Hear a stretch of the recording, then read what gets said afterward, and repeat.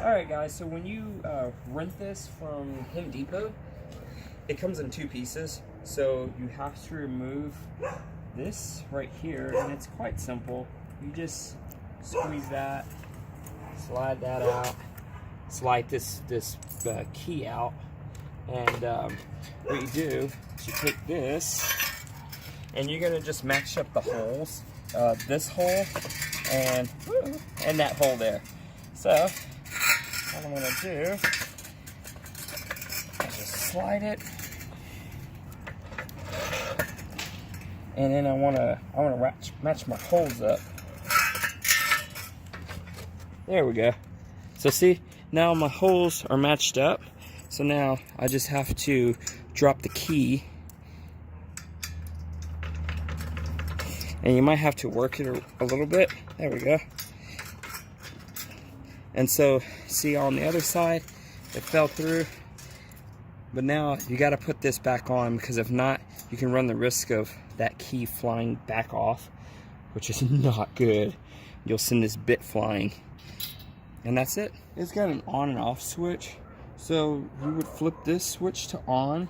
So you also have your primer, you have your choke. You want to move it. I put the choke halfway, and then I squeeze the primer at least 3 to 4 times. The primer's the orange? Yeah, you just push that in, and then you just take this and then just pull it. You have your throttle over here. So this is your throttle. So you'll hold your throttle and then just yank it. And like a weed eater. Yeah, you just yank it like a weed eater. It'll fire up, and then that's it. You just control the rest of the throttle with this handle here. If things get real squirrely, come over here and just flip it off, and it'll shut everything down. And today I'm going to show y'all how I'm digging holes with this one-man auger. It's not bad. We rented it from Home Depot for $53 for 4 hours, $100 deposit. But yeah, it's pretty nice. It's not bad. Because I have sickle cell anemia, it is taking me a little longer, because after I go down so far, at least 1 foot, I'm having to stop and take a break. So just so I can catch my breath and then go back at it. But I just wanted to at least prove to you guys, even though you have sickle cell anemia, you can still do this job. It's not that hard. You just have to pace yourself. So that's it. So without further ado, pretty sure you don't hear me yammering on. I'm gonna go ahead and finish my last hole and get this stuff going, so we can start building the rest of the fence. This is part 1 of me digging holes.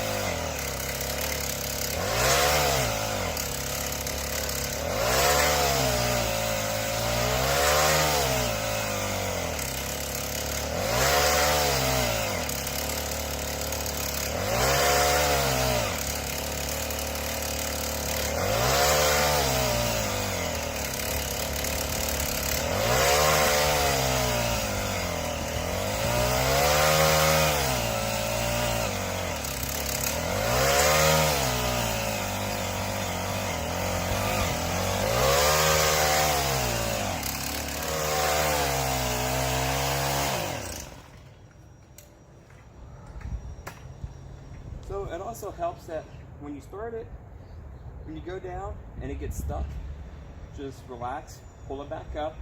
It's gonna fling more dirt out, go back at it again, and just keep repeating that step. So right now, I've got to get down there and I got to dig that oil, not that oil, I'm sorry.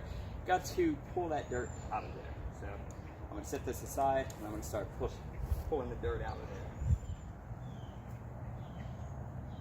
And it is super important that you have protective glasses, because this stuff will fly up and hit you in the eyes.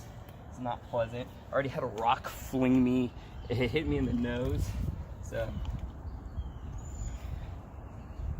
and see, all I'm doing is just getting this loose dirt out of there, so I can go back at it again.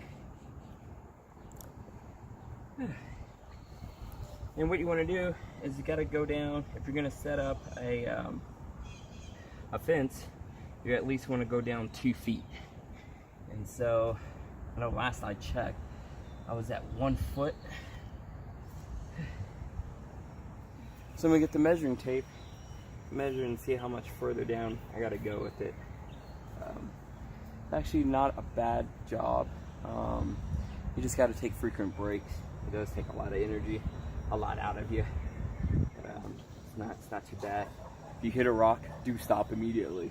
If you hit a rock. Lucky enough for me, knock on wood, I haven't hit a rock just yet. But seen some horror stories. So that's exactly 2 feet for you. So see, right now, I'm at 1 foot, say 14 inches, and I gotta get up to down here. So I gotta keep drilling some more. But, yeah.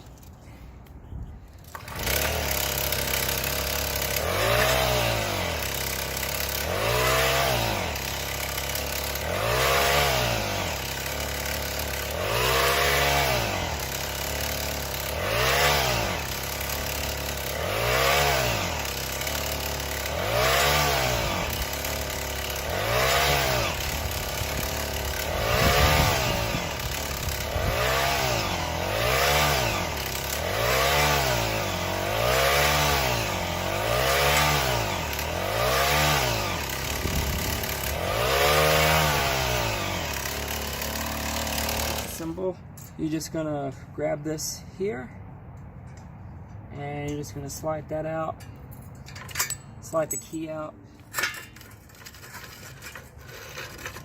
and separate, and that's that. And then, so you don't lose these guys, you wanna slide the key back in and then put this back on there. Put this little safety clip, and that's that.